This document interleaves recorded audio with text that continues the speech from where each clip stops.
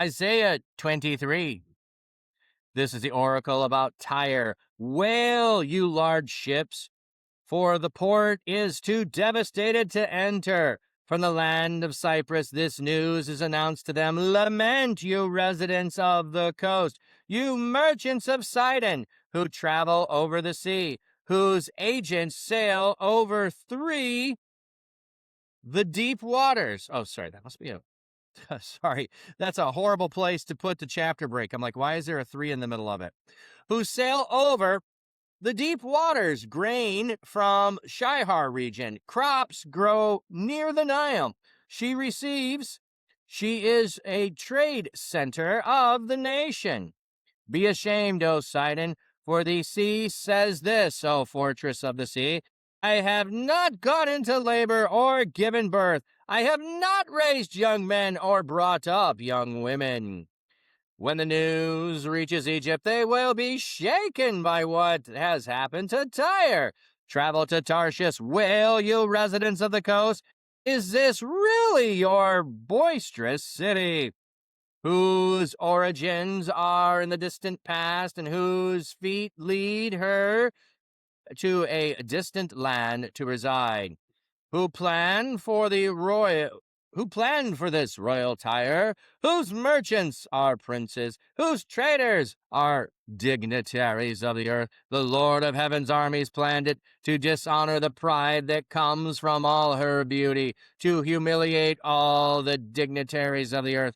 Daughter Tarshish, travel back to your land, as one crosses the Nile. This is no longer any marketplace in Tyre. The Lord stretched out his hand over the sea. He shook kingdoms, gave the orders to destroy Canaan's fortress. He said, you will no longer celebrate oppressed virgin daughter Zion. You get up, travel to Cyprus, but you will find no relief there. Look at the land of the Chaldeans. These people who have lost their identity, the Assyrians have made it a home for wild animals. They erected their siege towers, demolished its fortress, and turned it into a heap of ruins. Wail, you large ships, for your fortress is destroyed. At that time, Tyre will be forgotten for 70 years. The typical lifespan of a king. At the end of 70 years, Tyre will try to attract attention again, like the prostitute in the popular song. Take the harp, go through the city, forgotten prostitute. Play it well, lots of songs, so you'll be noticed. At the end of 70 years, the Lords will revive Tyre. She will start making money again by selling her services to all the earth's kingdoms. Her profits and earnings will be set apart for the Lord. They will not be stored up or accumulated, for her profits will be given to those who live in the Lord's presence and will be used to purchase large quantities of food and beautiful clothes. All right.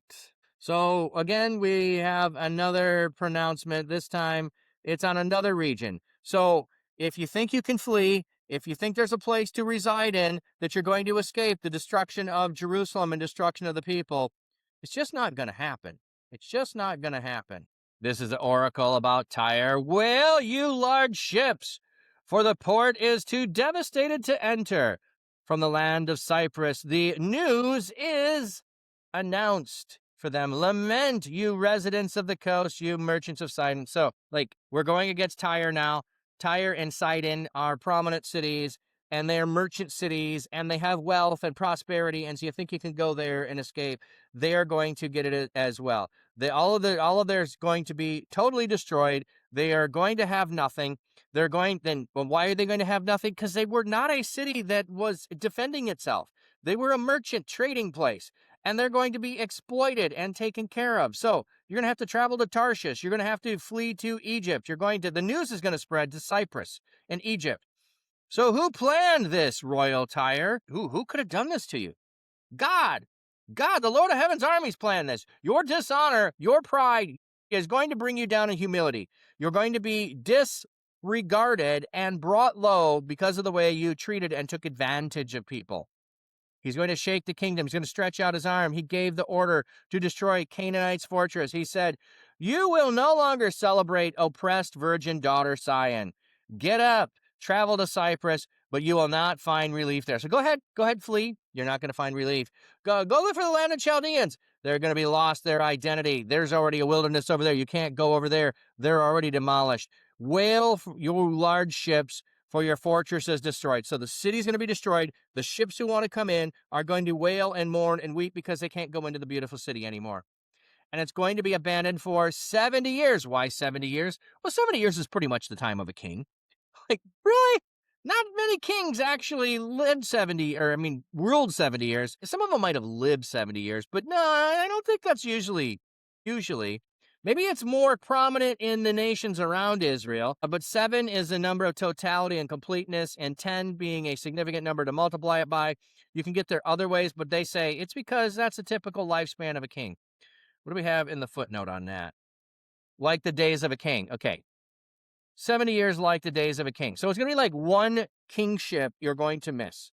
Take the harp, go through the city. You're going to prostitute yourself again. You're going to be calling all your lovers back when you are returned, when you are revived, when you start making money again. You're going to be selling your services to the highest bidder. Her profits and earnings will be set apart for the Lord, but you're not going to get to keep anything. When you return, it will not be like old. They will accumulate, but they will not be stored up. Her profit will not be given to those who live in the Lord's presence, and will be used to purchase large quantities of food and beautiful clothes. So when Tyre and Sidon are returned, they're going to be different than before, and they're going to be a blessing to the people who are within them, who are trusting in God.